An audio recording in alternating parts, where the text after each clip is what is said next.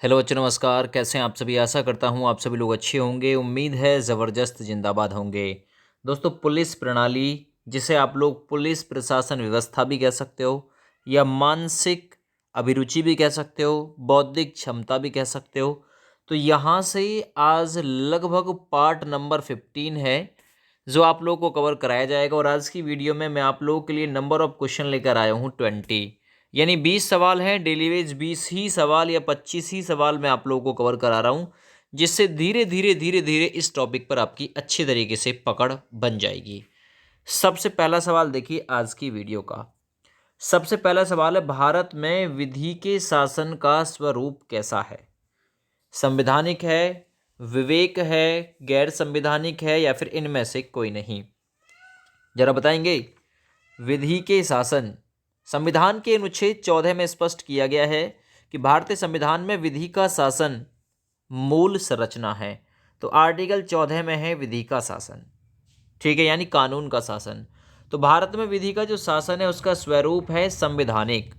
अब मैं बात करता हूं भारत के संविधान के बारे में। जो भारत का संविधान है इसमें मूल रूप से 395 अनुच्छेद, 12 अनुसूची और 22 भाग हैं, याद रखना। दूसरा, अगर मैं बात करता हूं कि जो आप लोग धारा वगैरह पढ़ते हो, तो कुल मिलाकर धाराओं की संख्या 511 है, जो कि 23 अध्यायों में वर्णित है। तो भारत में विधि के शासन का स्वरूप जो है वो है संवैधानिक।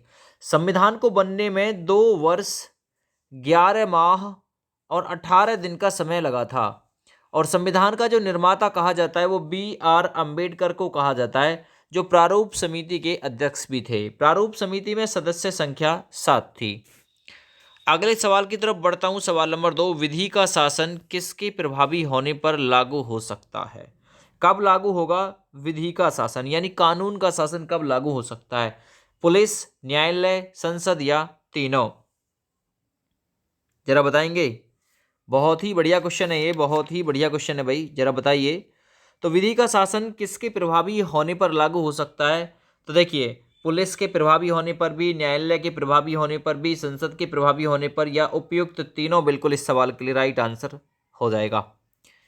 मैं आगे बढ़ता हूं अगले सवाल पे। आपके विचार में विधि का शासन कहां पर सन्निहित है, यानी किस आर्टिकल में विधि यानी कानून का शासन दिया हुआ है? आर्टिकल 14, आर्टिकल 15, आर्टिकल 16 या फिर आर्टिकल 17? जरा बताएंगे। देखिए, आर्टिकल 17 में अस्पष्टता दिया हुआ है। आर्टिकल 16 में लोक नियोजन के विषय में अवसर की समानता दी हुई है। और वहीं विधि के शासन की जो अभिकल्पना दी हुई है वो भारत के संविधान के आर्टिकल 14 में दी हुई है, याद रखना है ना। चलिए, कानून के समक्ष सभी को समान बताया गया है। भारत के संविधान में विधि का शासन कहाँ से लिया गया है? कानून का शासन बताइए कहाँ से लिया गया है? ब्रिटेन के संविधान से, जापान, बांग्लादेश, पाकिस्तान के संविधान से? पाकिस्तान, बांग्लादेश, जापान के संविधान से कुछ नहीं लिया गया।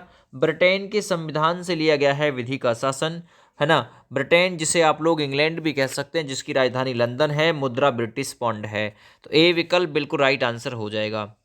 विधि का शासन किसके द्वारा प्रदत्त है, यानी किसके द्वारा प्रदान किया गया था विधि का शासन? Abraham Lincoln, Dicey, sir Thomas Roe या फिर अरस्तु? इंपॉर्टेंट कर लेना इस क्वेश्चन को। तो जो विधि का शासन है वो प्रदत्त किया गया था डायसी के द्वारा। डायसी के द्वारा प्रदान किया गया था, विकल्प बी इसमें राइट कर देना। आगे बढ़ता हूं सवाल नंबर 6 की तरफ। विधि के शासन में सम्मिलित है, तो विधि के शासन में क्या क्या सम्मिलित है जरा बताइए। निगमित व्यक्ति, प्राकृतिक व्यक्ति, निगमित एवं प्राकृतिक व्यक्ति या संवैधानिक व्यक्ति?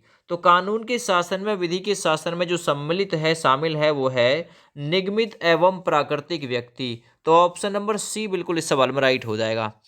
आगे बढ़ता हूं। विधि का शासन किसका सिद्धांत है? इंपॉर्टेंट क्वेश्चन है। समता का, अस्पृश्यता का, दूरस्थता का या फिर प्रजातंत्र का? तो इंपॉर्टेंट कर लेना इस क्वेश्चन को भी। विधि का जो शासन है वो सिद्धांत है समता समानता का, यानी कानून के समक्ष सभी समान हैं। ये ऐसा आर्टिकल 14 में वर्णित है। आगे बढ़ते हैं सवाल नंबर 8 की तरफ। भारतीय संविधान के अनुच्छेद 14 के फर्स्ट में निहित सिद्धांत है। तो आर्टिकल 14 के फर्स्ट में क्या है? विधि का शासन दे रखा है आर्टिकल 14 के फर्स्ट में। ए विकल्प इसमें आप लोग राइट कर दोगे। चलिए सवाल नंबर 9 की तरफ चलते हैं। विधायी शक्तियों की संघीय सूची, है ना, मैं के विषय बढ़ाने हेतु भारत के उच्चतम न्यायालय के अधिकार को बढ़ाने का अधिकार किसे है?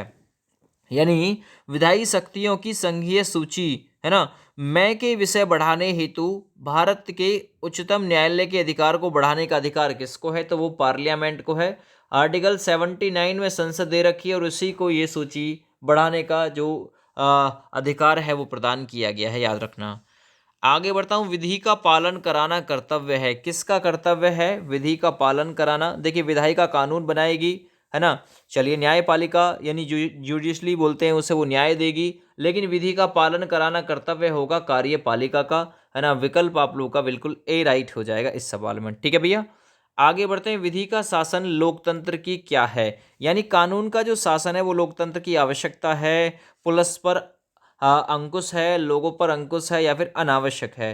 तो जो कानून का शासन है ना, वो लोकतंत्र की आवश्यकता है, क्योंकि कानून होना जरूरी है। कानून के बिना फिलहाल के दौर में सरकार चलाना या व्यक्तियों का चल पाना वो बहुत ही मुश्किल हो जाएगा। विधि के शासन का अर्थ क्या होता है? जरा बताइए, विधि के शासन का अर्थ क्या होता है? विधि के बाहर समता, विधि के अनुसार समता, विधि के समक्ष समानता, या फिर विधि के अनुसार लोप? तो सवाल नंबर 12 में सही आंसर हो जाएगा, विधि के शासन का अर्थ है विधि अर्थात कानून के समक्ष समता, कानून के समक्ष समानता, समता, यानी कानून की नज़र में सभी लोग समान हैं। कानून किसी का भी एक व्यक्ति का पक्ष नहीं लेगा, दो पक्षों में से, ठीक है ना। मूल अधिकारों का संरक्षक कौन होता है? मूल अधिकार यूएसए से लिए गए हैं, यूएसए से। मूल कर्तव्य ये लिए गए हैं आपके रूस से। तो यूएसए यानी यूनाइटेड स्टेट ऑफ अमेरिका, है ना। अमेरिका की राजधानी वाशिंगटन डीसी है, मुद्रा डॉलर है, याद रखना। मूल अधिकारों का संरक्षक कौन होता है? उच्च न्यायालय, पुलिस, उच्चतम न्यायालय, या फिर राज्य सरकार? तो याद रखना, मूल अधिकारों का जो संरक्षक होता है वो होता है एसपी, यानी एससी, सॉरी, सुप्रीम कोर्ट होता है, याद रखना। ठीक है, आगे बढ़ते हैं। आपके विचार से विधिक अपेक्षा का पालन विधि के शासन के लिए है, कैसा है? तो आपके विचार से विधिक अपेक्षा का पालन विधि के शासन के लिए अनिवार्य है, याद रखना। ए विकल्प इसके लिए भी राइट हो जाएगा। आगे बढ़ते हैं। सामुदायिक पुलिस व्यवस्था का लक्ष्य क्या है? सामुदायिक पुलिस व्यवस्था का लक्ष्य क्या है? पुलिस का नेताओं के साथ समन्वय, पुलिस का नागरिक समन्वय, पुलिस का राष्ट्र? तो देखिए, सामुदायिक पुलिस व्यवस्था का जो लक्ष्य है, टारगेट है, वो है पुलिस नागरिक समन्वय, यानी पुलिस और नागरिकों के बीच में सामंजस्य। भारत में सबसे बड़ी आपराधिक समस्या क्या है? जरा बताएंगे कौन सी है? चोरी, आतंकवाद, अपहरण या हत्या? तो भारत में सबसे बड़ी आपराधिक समस्या है आतंकवाद, यानी टेररिज्म, याद रखना। आगे बढ़ते हैं। देश में बढ़ते अपराधों पर नियंत्रण हेतु केंद्र सरकार द्वारा राष्ट्रीय सुरक्षा गार्ड यानी एनएसजी की स्थापना की गई थी 1800 सॉरी ये की गई थी। एनएसजी की स्थापना 1986 में, लेकिन एनएसजी की जो स्थापना 1986 में की गई थी, इसका मुख्यालय कहाँ पे है? सवाल नंबर 17 है। तो इसका मुख्यालय है मतलब नई दिल्ली में या फिर दिल्ली में। ऑप्शन ए के अनुसार बिल्कुल आपका राइट आंसर हो जाएगा। एनएसजी, है ना, नेशनल सिक्योरिटी गार्ड, 1986 में स्थापना हुई थी दिल्ली में। निम्नलिखित में से अपराध नियंत्रण का उपाय क्या है? आपराधिक विधियों में संशोधन, या सामाजिक उत्थान, शिक्षा, या उपरोक्त तीनों? तो बिल्कुल सही है, आपराधिक विधियों में संशोधन भी है, सामाजिक उत्थान भी है, शिक्षा भी है। उपरोक्त तीनों जो है वो अपराध के नियंत्रण के लिए उपाय हो सकते हैं। अगला, अपराध नियंत्रण पर समकालीन समाज में अपराध और सामाजिक श्रेणी पुस्तक के लेखक कौन से हैं? तो आपराधिक नियंत्रण पर समकालीन समाज में अपराध और सामाजिक श्रेणी पुस्तक के लेखक कौन हैं? कौन है इसके लेखक?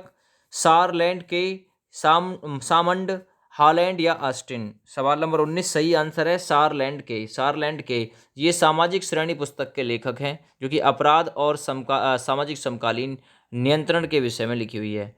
अपराध नियंत्रण हेतु प्रावधान है, तो अपराध नियंत्रण हेतु प्रावधान किसका है? दंड का।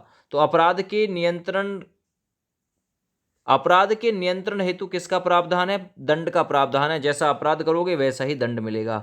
तो आज की वीडियो के टॉप मोस्ट 20 सवाल थे। जय हिंद।